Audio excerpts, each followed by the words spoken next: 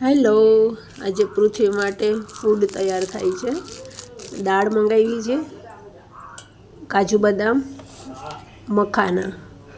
ડૉક્ટરે special suggestion આપ્યું છે કે બેબીને મખાના ખવડાવવાથી એના બોન મજબૂત થાય છે. મિક્સરમાં બધું મિક્સ કરી દીધું છે. ચલો સ્ટાર્ટ.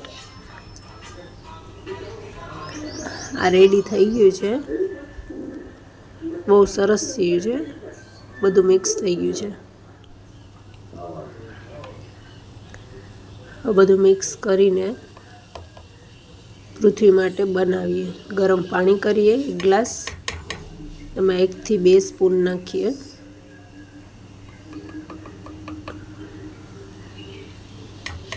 બાળક જેટલું ખાય એટલી ક્વોન્ટિટી નાખવાની.